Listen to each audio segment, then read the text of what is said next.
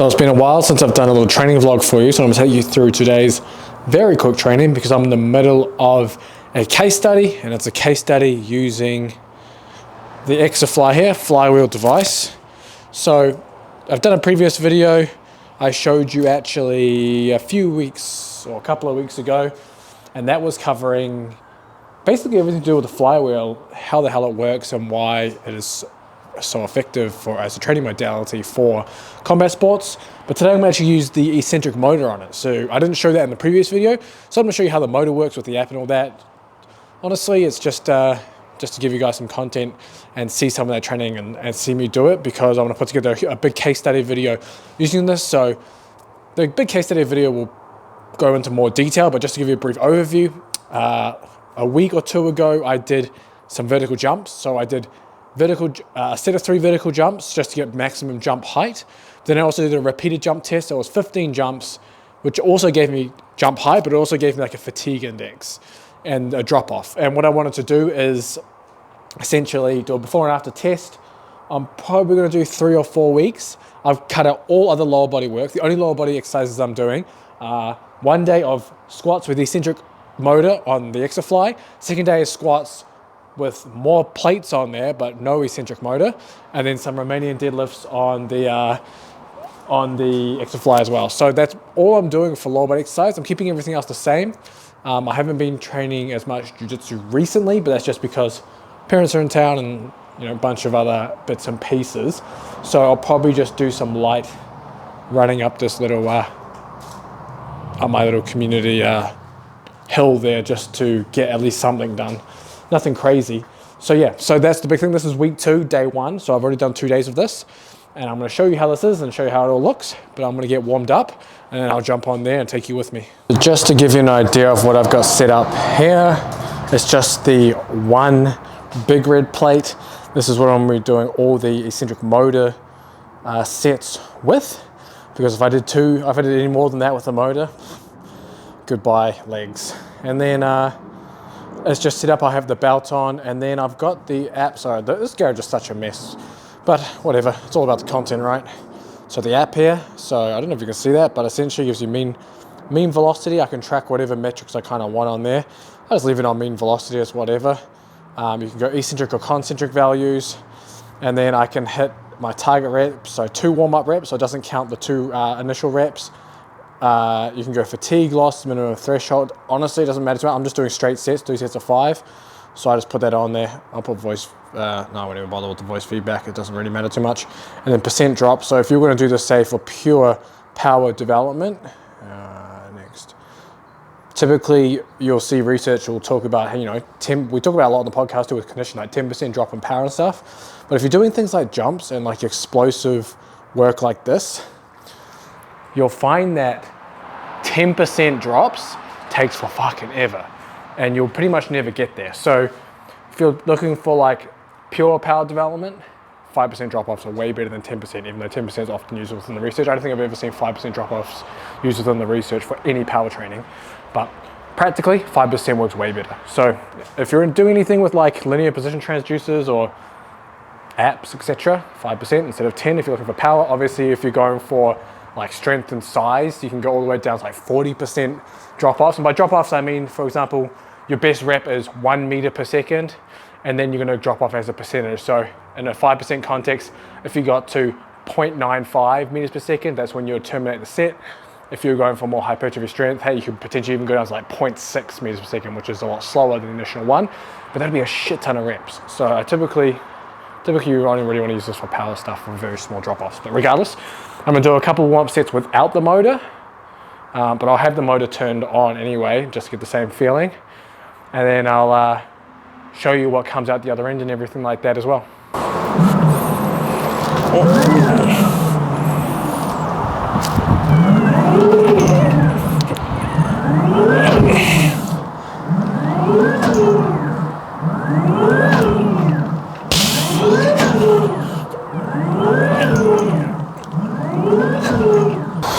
So just to show you some of the data that's being collected for the case study, I'm hoping that you'll be able to see some of this. So you'll see a little bit here.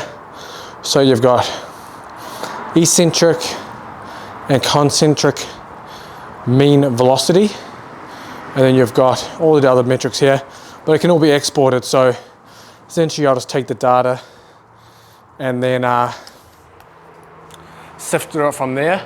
The goal will be just to see, you know, how any of the data changes from the 3 or 4 weeks of using it, and then seeing the before and after with the jumping. That's the two main things. I wanted to keep the case study short and very easily implementable and practical, if that makes sense. So instead of doing some elaborate program multiple times a week and people are like, well, I'm not going to do this, I'm going to do something super simple and minimal. So I'm only going to do 3 sets of 5 with the motor turned on. I'm just going to do another warm-up set now. I won't record this one. And then I'll do a warm-up set with the motor just to make sure it's working and get the feeling of it. And I won't go max, and then I'll go max effort from there, and you'll see that.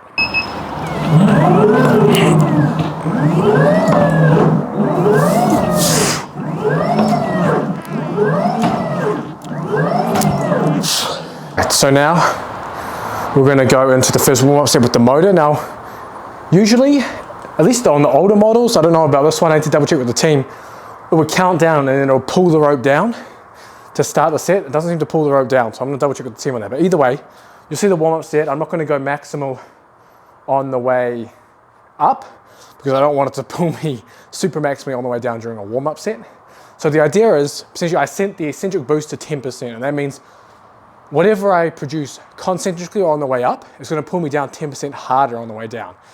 And it's pretty fucked. So you can go from anywhere from 1% all the way to 80%. I would not recommend going anything over 30%. That's just crazy.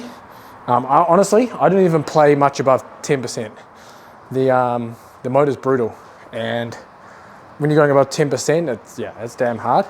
Hence I've only got the one plate on there, so it's gonna be more, at least you could call it a faster eccentric versus a slow eccentric. So perhaps if you were using more plates on there and you had a slower concentric on the way up, then you'll likely have a slightly slower concentric on the way down, but these flywheels will be pretty quick. So regardless, you'll probably have a very hard time stopping. I will say though, with flywheels, it's one of those, just the way it works. Like I get some, I think like a lot of people, like just some lingering knee pain with various, I mean, I've been competing in sport all my life and then competing in Olympic weightlifting on top of that for how many years before all this as well. You know, my knees have taken a bit of a beating. They still work well, but you know, they can be sore. I mean, a little sore now, but exercise seems to, or at least flywheel training seems to make it so I don't have that same soreness once I'm really warm, and you know, afterwards often it can feel a lot better than if I'm just doing traditional barbell squats. So just some anecdotal stuff to bear in mind, but I'm gonna take you through this set, this warm-up set, then we'll go into the real thing. So this is gonna be the first working set for today. 1 of 3. So the first 2 reps are just warm-up reps, so they don't count. I mean, you could count them if you wanted, but you need some time just to get it up to speed. So you're gonna do 2 warm-ups and then into the hard 5 reps, maximal effort on the way up, and then maximally trying to stop the flywheel from spinning to reverse back into the upward action. So it's gonna be pretty brutal. But I'm gonna hit this button in the app basically to wind it up. I like to start at the bottom with these.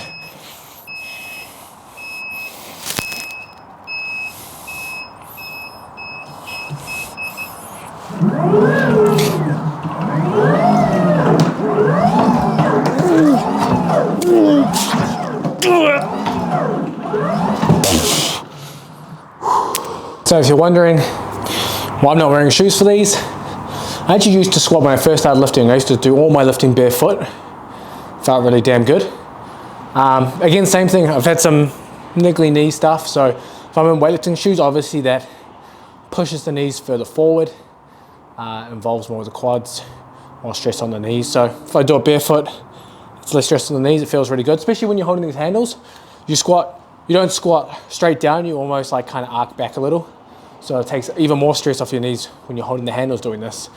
So you can really load your legs if you have some niggly knees. Great if you're an older combat athlete because you can really control as well how quickly you go. Obviously, it only gives back how much you put in concentrically. So if you do the the concentric relatively slow, the eccentric is only going to pull you the same, I guess, tension on the way down.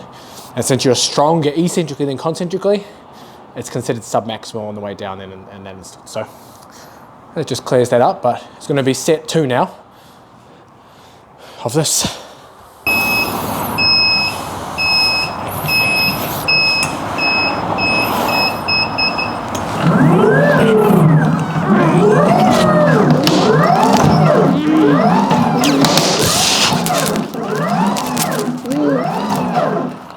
Three sets of 5 doesn't sound like much when you're just doing, simple squats like this, but you'll feel it, like the effort you have to put into these reps, because every rep is maximal.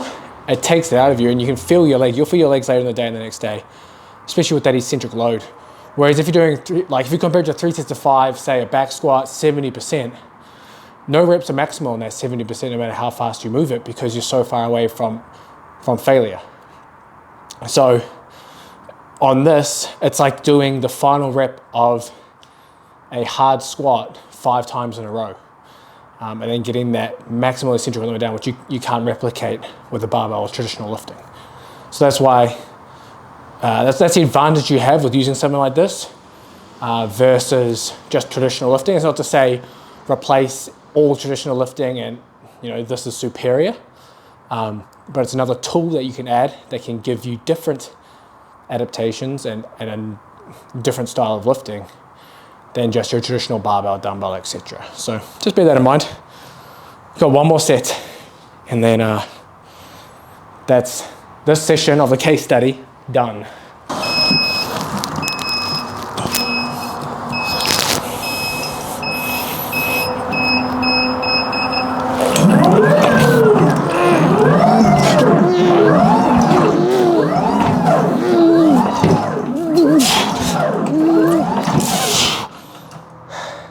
So it looks like I may have made a small mistake on there. I think the emergency stop button was stuck down during all those sets, and potentially some of the ones last week too. So the case study then, this one I'm just going to confirm with the team, but I think this case study then won't have the eccentric motor in it. So it's just going to be basically fast and slower flywheel squats and RDLs on vertical jump.